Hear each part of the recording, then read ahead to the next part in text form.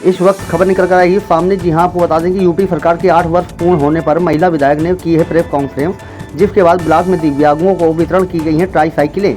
जी हां, बता दें कि घाटमपुर महिला विधायक सरोज कुरील ने 27 मार्च गुरुवार को यूपी सरकार के 8 वर्ष पूर्ण होने पर प्रेस कॉन्फ्रेंस का आयोजन रखा था। इस दौरान विधायक ने सरकार की महत्वाकांक्षी योजनाओं के बारे में उपलब्धियां गिनाई। विधायक ने बताते हुए कहा कि सरकार ने 8 वर्षों में जनहित के लिए कई कार्य किए हैं, जिसकी जितनी सराहना की जाए उतना ही कम है। विधायक सरोज कुरील ने कहा कि उनके विधायक बनने लगभग 3 साल पूर्ण हो चुके हैं। इन 3 सालों में उनके द्वारा कई कार्य किए गए हैं, जैसे कि करोड़ों की लागत से कस्बे में स्थित कुसमांडा देवी मंदिर प्रांगण में सुंदरीकरण कराया गया।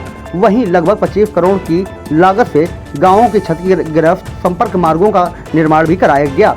लगभग 3 करोड़ की लागत से क्षतिग्रस्त पुलों का निर्माण कराया गया व लगभग 3 करोड़ की लागत से गांव को जोड़ने वाले कच्चे रास्तों को डामरीकरण कराते हुए अभी तक कई काम कराए जा चुके हैं तथा बचे लगभग 2 साल के कार्यकाल में जनता की जो भी मांगे होंगी उन पर कार्य कराने की कोशिश की जाएगी। जिसके बाद विधायक घाटमपुर मुगल रोड स्थित ब्लॉक पहुंची, जहां दिव्यांगों को संबोधित करते हुए ट्राई साइकिल समेत अन्य सामान वितरण किया गया। ट्राई साइकिल पाते ही दिव्यांगों के चेहरों पर खुशियों की लहर देखने को मिली। पहले तो मैं आप लोगों को सबका धन्यवाद दूंगी, योगी सरकार का बहुत बहुत धन्यवाद दूंगी कि उनके 8 वर्ष जो पूरे हुए हैं बहुत ही सुगमता से, सरलता से और सबके सहयोग से आज हम लोग यहाँ तक पहुँच पाए हैं। और जैसा आप पूछ रहे हैं कि 3 कार्य, 3 में से हमारे जब हम लोग चुनाव लड़े थे तो हम लोगों ने 3 कार्य थे कि हमारे एक तो जल निकासी सबसे महत्वपूर्ण कार्य था और चूंकि ये जो एक पुल था इसको हालांकि कमल रानी बड़ू जी ने वो किया था, लेकिन ये इसकी गति बहुत धीमे थी, इसको तेजी गति लाई गई। दूसरा कि एक स्टेडियम के लिए हमने बोला था और तीसरा जो था कि मां कुसमांडा मंदिर का सुंदरीकरण था, वो उसका हुआ। 3 ऐसे काम जो अभी तक आप प्रयास रखा है और अब तक हो नहीं पाए, ऐसे कोई बड़े काम? प्रयासरत हम थे कुल में, लेकिन ये हो गया है लगभग। और प्रयासरत हम है कि एक स्कूल हमारा कटरी में बालिकाओं के लिए खुले, जिससे कि वहाँ की जो शिक्षा की व्यवस्था है वो सुचारू रूप से बच्चों को मिले। और एक जैसे प्रणाली होती है ना कि भाई मान लीजिए कि 5th क्लास तक बच्चा पढ़ गया, उसके बाद लड़कियां कहाँ जाएंगे, क्योंकि दूरी ज्यादा 5 किलोमीटर की भी दूरी होगी तो कोई भी लड़कियों को नहीं भेजेगा, तो वहां पर सरकारी एक स्कूल हो। और हमारी इच्छा यही है कि एक जिस तरह से आपका रामसारी में जो जमीन पड़ी हुई है उसमें या तो औद्योगिक नगरी हो जाए या फिर डिफेंस कॉरिडोर हो जाए वहां पर। ये हमारा एक 3 का उद्देश्य है। चुनाव का एक मुख्य मुद्दा चीनी मिल का, उसकी हमने पहल भी की है, अब उसकी क्या स्थिति है?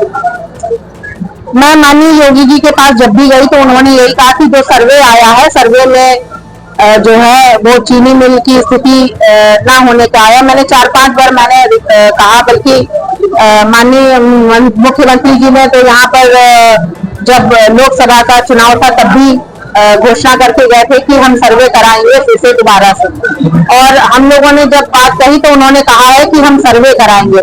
तो हमारी कुछ योजनाएं हैं और वो सर्वे तीनों एक साथ ही होगा, तभी अब ये तो माननीय जो है योगी जी ही बता सकते हैं कि वही देने वाली है। अंचल है यहाँ पे युवाओं के रोजगार के लिए क्या सोचा है? देखिए बहुत सारी चीजें हैं जो अगर यहाँ पर औद्योगिक नगरी आएगी तो भी यहाँ पर रोजगार जो है विकसित होगा, यदि डिफेंस कॉरिडोर आएगा तो भी रोजगार विकसित होगा। तो हम तो चाहते हैं कि युवाओं के लिए इतनी सारी चीजें आए कि उनकी बेरोजगारी खत्म हो।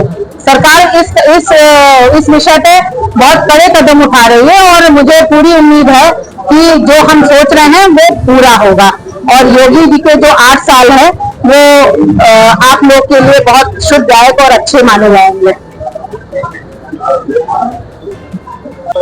आज यहाँ पर हमारी सरकार के 8 वर्ष पूरे होने पर दिव्यांग जनों के वो जो है ट्राई साइकिल और बैटरी साइकिल जो है वो वितरित की जा रही है ब्लॉक में।